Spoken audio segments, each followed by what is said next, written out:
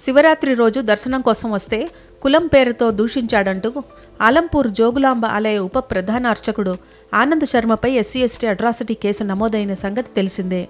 మానవపాడు మండలం బూడిదపాడు గ్రామ సర్పంచ్ కావేరి ఇచ్చిన ఫిర్యాదుతో 3 రోజుల క్రితం పోలీసులు కేసు నమోదు చేశారు.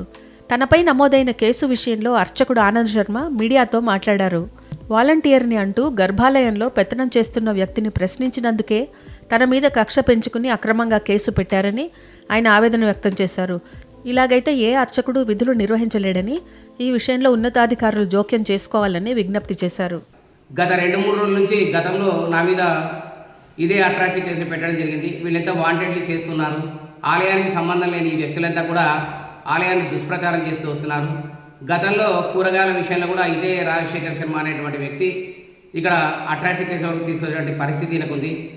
అంతేకాకుండా తిరుపతి దేవస్థానంలో కూడా శిఖరాలపై శిల్వ గుర్తులు ఉన్నాయి అనేటువంటి వివాదాలు ఈయన తెరపై తీసుకురావడం జరిగింది. శ్రీశైలంలో ఇలాగ ఎక్కడ కూడా ఈయన ఆలయాలపైన ఆధిపత్యం చేస్తూ వస్తుంటాడు.